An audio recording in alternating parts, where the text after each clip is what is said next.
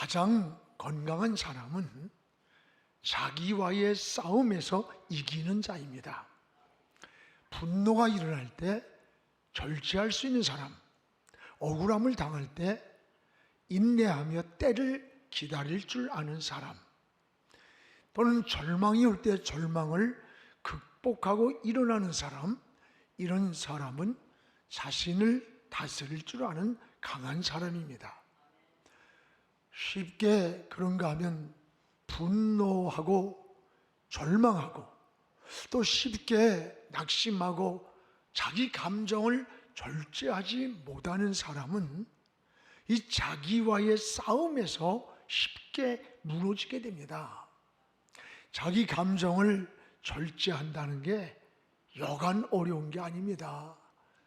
어디서나 감정이 앞서는 사람, 이런 사람은 결과에 가서 보면 꼭 손해를 보고 패자가 돼요. 여러분, 성경에 자기 감정을 절제하지 못함으로 인생이 무너진 사람들이 많이 나와요. 대표적인 사람이 가인 아니에요?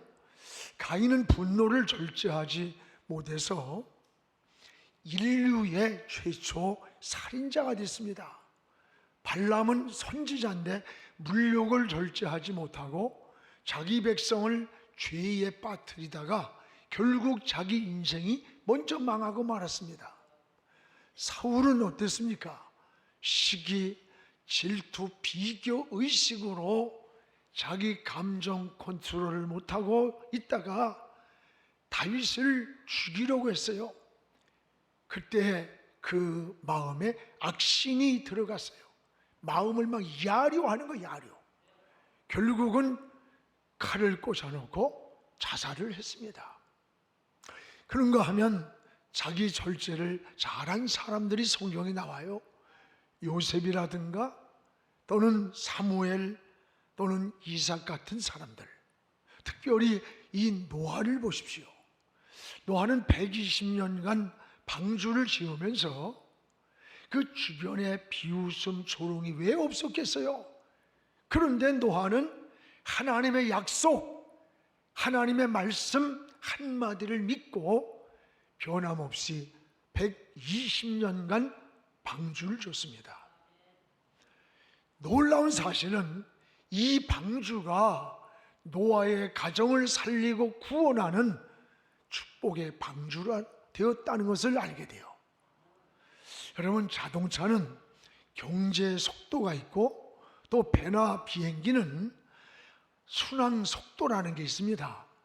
이 경제 속도나 순항 속도는 기름이 가장 적게 들고 안전한 속도를 말합니다.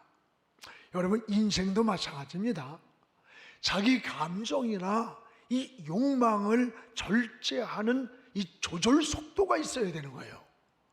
이런 것을 절제하지 못하고 무절제한 사람, 이건 브레이크가 파열된 것과 같은 거예요. 굉장히 위험한 겁니다. 우리 신앙생활도 마찬가지예요. 우리가 참된 신앙은 이런 무절제한 욕망, 이런 감정을 제어하는 영적인 능력이 있어야 합니다. 바로 오늘 말씀에 사도 바울이 그러했습니다. 대제사장들 또는 장로들이 바울을 죽이려고 모함을 하면서 고소를 하는 그런 내용입니다. 복음을 전하는 동안에 당하는 고난, 거짓, 모함을 다 겪으면서도 이 그리스도의 복음만을 위해서 바울은 참고 견디고 인내하고 그 절제하는 모습이 오늘 본문을 통해 나타나요. 바울은 총독 앞에서 이런 고백을 합니다. 총독 각하여, 나는 하나님을 향하여 사람을 대하여 항상 양심에 꺼리지 않게 살기를 힘씁니다. 그러면서 여기에서 두 가지, 하나님을 대하여, 사람을 대하여, 이게 뭡니까? 코람데오, 하나님 앞에서 이 신앙을 고백하는 거예요. 창세기 39장에 보면 이 요셉의 삶이 바로 이 코람데오 하나님 앞에서의 신앙 고백입니다.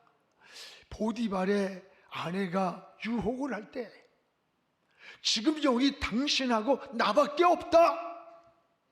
보디발의 아내가 유혹이 하는 말이에요. 여기 지금 당신하고 나밖에 없어. 그때 요셉이 뭐라 그래요? 아닙니다. 여기 하나님이 계십니다. 여기 하나님이 여기 계십니다. 내가 하라는 모든 일을 하나님 앞에서 보고 계십니다. 하나님이 나를 보고 계십니다. 이게 여러분 요셉의 신앙의 고백이에요. 이런 요셉의 앞길을 하나님이 축복을 하셨고 애굽 나라의 총리가 되기까지 그 가는 길을 형통한 길로 인도하셨습니다. 여러분 이게 신앙의 삶이에요. 바울은 오직 하나님 앞에서의 삶이었습니다. 어떤 시련이 와도 요동치지 않는 바울의 당당한 신앙인의 모습, 하나님 앞에서 서 있었기 때문에 두려움이 없고 불안이 없고 하나님이 나와 함께 하시고 나를 보호한다는 믿음 안에 있었기 때문입니다. 여러분 바로 사는 비결이 뭘까요? 내가 어느 곳에 있든지 하나님 앞에서 살고 있다라고 하는 고백이 있어야 된다는 거예요. 이게 신앙입니다. 오늘 바울을 잡아다가 대제사장 유대인들이 죽이려고 잡아왔어요. 그때 바울을 세 가지 제목으로 고소를 한 거예요. 그 하나는 군중소란죄라는 거예요. 5절을 우리 같이 한번 읽어봅시다. 우리가 보니 이 사람은 전염병 같은 자라 천하에 흩어진 유대인을 다 소유하게 하는 자요 나사렛 이단의 우두머리라. 고소하는데 죄목이 군중을 소란시켰다. 그리고 전염병 같은 자다. 천하에 흩어진 이 유대인들을 소유케 하는 자라고 이 거짓 증인을 세워서 고소를 했습니다. 바울은 복음을 전하다가 수없는 매를 맞았고 감옥에 갇히기도 하고 이런 고난을 당하면서 복음을 전하는 거예요. 또 하나의 바울을 고소한 내용은 나사렛 이단 괴소라고 고소를 했습니다. 괴소라. 5절에 보면은 그러나 바울은 이 다메섹에서 예수님을 만난 이후로 이런 것들을 두려워하지 않았어요. 담대하게 복음을 전했어요. 어떻게 이게 가능했을까?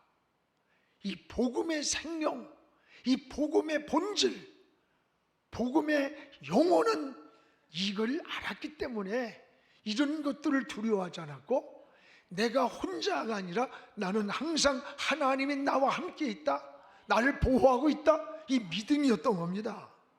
또 하나 바울을 소송한 고소의 내용은 성전 모독죄예요. 성전은 세 가지가 있습니다. 하나는 우리의 마음이 성전이에요. 또 하나는 지금 예배드리고 있는 이 예배당이 성전이에요. 유용 성전. 또 하나는 장차 우리가 저 하나님 나라에 갈 때 영원히 주님과 함께 사는 천상의 성전이 있습니다. 성전의 의미는 여러분 성전이란 거룩한 집인데 왜 거룩한 집이 성전이냐? 하나님이 계시고 성령이 계시고 주님이 계시는 곳이 곧 성전이 되는 거예요. 그런데 진짜 이 성전을 더럽힌 자가 누구예요? 지금 바울을 죽이려고 고소하고 있는 이 바리새인 서기관들, 이 종교 지도자들이에요. 여러분 저기 멀리 있는 거 아니에요. 가까이 있다는 걸 알아야 돼. 항상 저기 밖에 있는 것 같지만 가장 가까이 있는 안에서 저기 있는 겁니다. 우리를 무너뜨리는 게 밖에 있는 게 아니에요.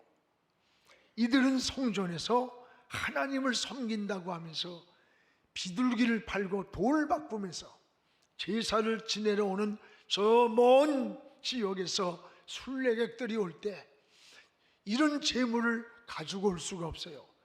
그러니까 성전 앞에서 뜰에서 양이나 소를 돈을 받고 비싸게 파는 거야, 비싸게. 한때 예수님이 이걸 보고 그 돈 판을 그냥 들러 엎었잖아요. 이들이 성전을 더럽히는 자들이에요. 그런데 오히려 바울에게 세 가지 죄목을 씌우는 거예요. 이는 군중을 소란한 소란죄를 졌다. 나사렛 예수를 전하는 이단의 괴수다. 전염병 같은 자다. 성전을 더럽히는 자라고, 모독하는 자라고 죽이려고 오늘 고소를 하는 거예요. 여러분, 주의 일을 하다가, 때는 선한 일을 하다가 때로는 억울함을 당하고 모욕을 당하고, 참 오히려 이런 일들이 생길 때가 있어요. 이럴 때 우리 같으면 뭐라고 그랬을까? 하나님, 지금 어디 계십니까? 하나님, 왜 침묵하고 있습니까? 뭐 하고 계십니까? 왜 이들을 그냥 놔둡니까? 아마 이게 우리 모습일 거예요. 분노의 마음. 성경에도 복음을 전하는데 받아들이지 않으니까 제자들 물에, 예수님, 그 많은 기적을 행하고 능력을 행했는데 하늘에서 불을 내리다가 싹 태워버리세요. 몇 놈만 딱 태우면 저것들 다 돌아옵니다. 이게 사람들의 모습이고 우리의 모습이에요. 근데 바울은 이 억울한 일, 이 누명을 쓰고도 이런 감옥을 향해 가는 재판석에 있으면서도 바울의 한 가지입니다. 내가 어떻게 하면 복음을 전할까? 지금 자기를 신문하는 총독 앞에서도 복음을 전할 기회를 놓치지 않는 거예요. 이게 바울의 신앙입니다. 복음은 예수 그리스도의 생명입니다. 복음 속에 생명이 들어있어요. 이 복음을 들어야 영혼이 사는 거예요. 우린 이 복음을 전해줘야 되는 겁니다. 오늘 사랑하는 여러분, 이 사명을 놓치지 마시기 바라요. 그래서 바울은 주님을 만난 이후에 나는 복음에 미친 자라서 미친 자, 내가 미쳐도 복음에 미친 자라는 거예요. 바울은 총독 앞에서도 당당하고 담대하게 내가 만난 예수 그리스도, 그 신앙을 고백하는 겁니다. 총독 앞에 두려워하지 않고 피 묻은 이 부활의 복음을 전했어요. 오늘 사랑하는 여러분, 이게 생명을 아는 자예요. 복음의 능력을 아는 자입니다. 오늘 재판석 앞에서도 총독 앞에서도 담대하게 피 묻은 십자가의 복음, 이 부활의 생명을 바울은 거침없이 전했던 거예요. 이 담력이 어디서 나왔을까? 두 가지. 하나는 믿음에서 나오는 겁니다. 우리 신앙은 배짱으로 사는 게 아니라 믿음으로 사는 거예요. 믿음에 설 때 담대해지는 거예요. 초대교회 성도들이 그러했습니다. 집을 뺏기면서, 직장을 뺏기면서도 죽음 앞에서도 두려워하지 않았어요. 담대했어요. 이게 바로 믿음인 겁니다. 믿음을 가질 때 담대한 사람이 되는 거예요. 또 하나는 여러분이 바로 살 때 담대해져요. 바로 살 때. 우리가 어떤 일을 하든 종로를 걷고 떳떳한 사람이 담대해지는 거예요. 바로 살지 못하면 항상 사람이 불안해요. 담대하지 못하고 뭔가 쫓기듯 해요. 사람이 뭔가 삶이 당당하지 않고 떳떳하지 않을 때 우리 삶이 약해지는 거예요. 불안해지고 담력이 없어져요. 약점이 잡히면 그 약점의 노예가 되는 거예요. 노예. 불의와 타협하고 야성을 잃고 적당히 타락해가는 길을 가는 거예요. 이 정치인들 보세요. 이 사회 보세요. 수많은 일들이 이런 일들에서 오는 겁니다. 우리 신앙도 마찬가지예요. 신앙생활도 바로 하기를 기도해야 되는 거야. 하나님 앞에 떳떳하고 담대하게 살 수 있을 때, 떳떳할 때 담대함을 주고 평안을 주는 거예요. 그래서 항상 정직하게 살기를 기도해야 합니다.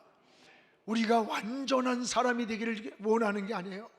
허물도 많고 실수도 많고 죄 짓는 것도 많아요. 그럼에도 불구하고 깨달을 때마다 하나님 앞에 무릎 꿇고 하나님 잘못 살았습니다, 용서해 주세요, 하나님의 보좌 앞에 나갈 때 그게 정직하고 담대한 자가 되는 거예요. 오늘 사도 바울의 이 담력은 믿음에서 온 거예요. 하나님은 나와 함께하는, 그래서 는 하나님과 사람 앞에서 양심이 꺼리지 않기를 힘쓴다는 고백을 한 겁니다. 사랑하는 여러분, 또한 바울은 예수 그리스도의 이 복음, 부활의 복음을 전했어요. 복음만을 오직 하나님께 향한 소망을 나도 가졌는데 그 소망이 뭐냐? 부활이 있으리라. 내가 하나님을 향한 소망인데 그 소망이 부활의 소망이라는 거예요. 다시 사는 소망, 생명의 소망, 일어나는 소망을 하나님이 주셨다는 거예요. 그렇습니다. 바울은 내가 어느 환경에 있든지 거침없이 부활을 전했습니다. 총독 앞에서도 부활을 전했고, 사도행전 26장 24절인가 보면은 아그리빠 왕 앞에서도 부활의 복음을 그에게, 내가 믿는 이 부활의 예수 그리스도를 전할 때 아그리빠 왕이 뭐라 그래요? 야, 네가 너무 많은 지식이 너를 미치게 했다 해서 미치겠다. 왜? 바울은 당시에 가마리엘 문화생이에요. 오늘날 하버드 출신입니다. 여러분, 그는 유대 학자예요. 율법 학자예요. 대단한 지구이로 왕이 바울을 알 정도의 신분이었다는 거예요. 그 아그리빠 왕이 내가 지식이 너를 미치게 했다 할 때 난 미친 게 아닙니다. 예수 그리스도의 생명을 깨달았고 예수를 만나고 부활의 소망을 알았다는 거예요. 왕 앞에서도, 재판 앞에서도, 죽음이 올 수도 있는 위기 앞에서도, 총독 앞에서도 겁침없이 복음을 전했어요. 오늘 여러분, 이 평안한 세상에 왜 예수를 말하지 못합니까? 왜 그리스도의 증인으로 살지를 않습니까? 오늘 다시 이 생명운동이 일어나야 됩니다. 우리의 영적 잠을 깨우시기를 바랍니다. 영적 회복운동이 일어나야 사는 거예요. 18세기 영국은 말할 수 없이 도덕적으로 또는 사회적으로 붕괴되고 무너지던 시대였습니다. 그때 18세기의 영국에 요한 웨슬레가 나타났어요. 성령의 변화받은 요한 웨슬레를 통해서 성령운동이 일어났어요. 성령이 운동이 일어날 때 젊은이들이, 꿈을 잃었던 젊은이가 꿈을 품고 일어나는 거예요. 술집에 가서 방조하던 이들이 술집 문을 닫는 거예요. 노동자들이 희망을 얻고 다시 일터로 나갔던 거예요. 여러분, 예배도 하나님께 드리는 것이고 기도도 하나님께 하는 겁니다. 오늘 이런 영적 회복운동이 일어날 때 우리의 심령이 삽니다. 가정이 살고 교회가 살고 민족이 살아나는 거예요. 이게 하나님의 역사라는 것을 깨닫기 바랍니다. 이것이 하나님 나라 운동입니다. 우리 모두 이 부활신앙으로 승리하기를 주의 이름으로 축원합니다. 무엇보다 바울은 두 가지 이 본질을 놓치지 않았어요. 이 두 가지 본질. 여러분, 항상 인생은 본질을 붙잡아야 돼. 정치하는 사람들 정치의 본질을 붙잡아야 흔들리지 않고, 사업하는 사람들 본질을 붙잡아야 되고, 이 바울은 두 가지를 말합니다. 나는 하나님을 대하여 그리고 사람에 관해서 내 양심이 꺼리지 않게 살기를 힘쓴다는 거예요. 오늘 여기 하나는 하나님과의 관계입니다. 이것을 우리는 수직관계 또는 영적 관계라고 말합니다. 믿음은 오직 하나님과의 영적인 관계를 말하는 거예요. 예배도 하나님께 드리는 것입니다. 지금 사람 앞에 드리는 게 아니에요. 기도도 하나님께 드리는 거예요. 여러분, 하나님과 영적 관계가 막히지 않아야 형통하고 우리의 영혼이 맑아지고 기도의 응답이 나타나는 겁니다. 이 하나님과의 관계가 회복돼야 하나님의 세미한 음성이 들려오고 하나님의 영감이 떠오르고 감동이 오는 거예요. 전 사무엘상을 읽을 때 깊은 깨달음을 늘 가져요.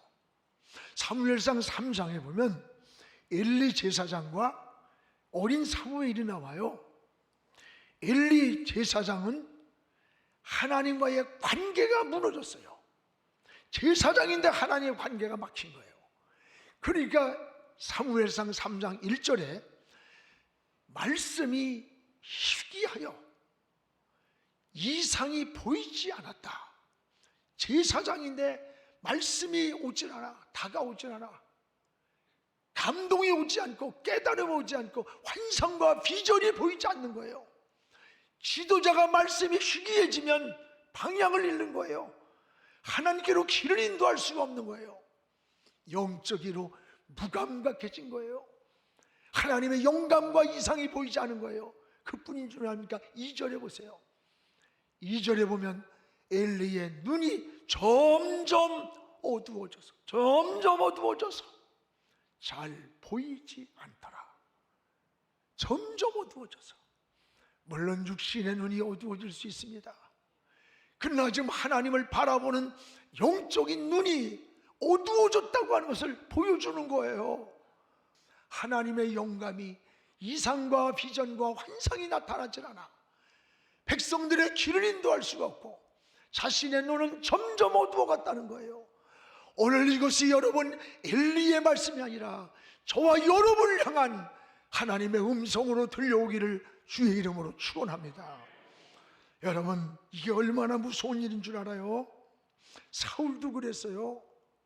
이 하나님과의 관계가 막히니까 블레셋이 쳐들어온다는 소식을 들었습니다.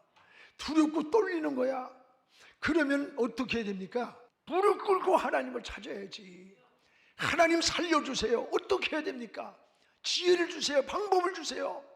잘못 산 건 용서해달라고 해야 텐데 하나님과 막히고 멀어지니까 잔머리를 굴리고 인간의 생각을 하는 거예요. 이게 신앙이에요. 이 사울이 변장을 하고 여러분 신접한 여인을 찾아가는 거예요. 신접한 여인이 뭐야? 무당, 점쟁이, 무속인, 운명철학원, 이게 신접한 자예요. 찾아가서 신분을 감추고 인생의 미래를 그 신접한 여인에게 묻는 이 불쌍하고 불행하고 부끄러운 모습이 성경에 나오잖아요. 오늘 우리가 신앙이 무너지고 하나님과 멀어지고 영적 생활이 막히면 오늘 사울과 같은 모습이 되고 우리가 직책을 가지고 목사요, 장로요, 권사요 떠들어대지만 엘리 제사장같이 여러분 말씀이 희귀하고 이상이 나타나질 않는 거예요. 오늘 다시 한번 우리가 영적인 잠이 깨어나는, 신앙이 깨어나는 이런 은혜를 달라고 하나님께 기도하시기를 주님의 이름으로 축복합니다. 오늘 그런가 하면은 사무엘상 3장 3절에서 4절에 보세요. 법궤 옆에서 잠을 자던 어린 사무엘이 나타나요. 법궤 옆에서란 말이에요. 하나님을 떠나지 않고 어려서부터 성전에서 자랐습니다. 믿음으로 자랐습니다. 하나님 곁에서 자란 게 사무엘이에요. 제사장의 엘리도 들려오지 않는 하나님의 음성이 이 어린 사무엘에게 3번씩 들려왔어요.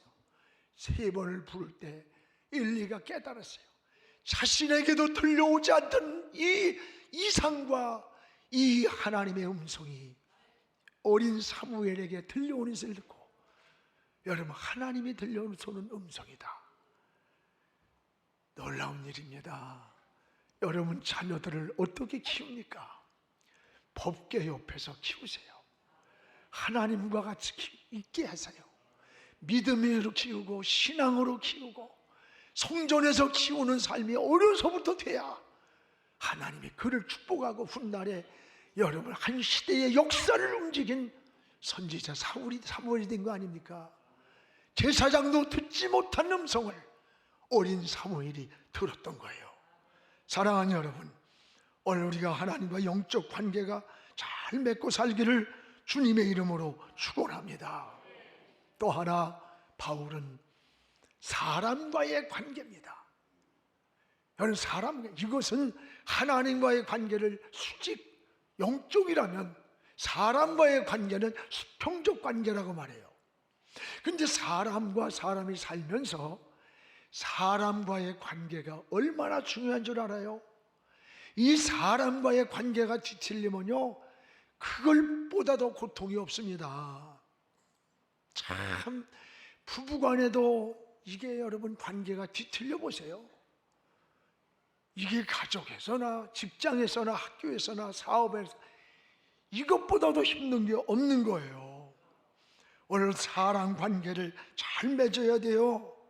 그런데 그리스도인들이 착각을 하는 게 있어요. 나는 하나님만 잘 믿으면 돼. 하나님이 인정하고 하나님 사랑받고 하나님만 잘 섬기면 된대. 아닙니다. 성경에 어디 그런 데가 있어요? 그건 잘못된 이기적인 신앙이에요. 그런 사람은 독선적이고 더 무서운 이 사회에 손가락질 받는 사람이 되는 거예요.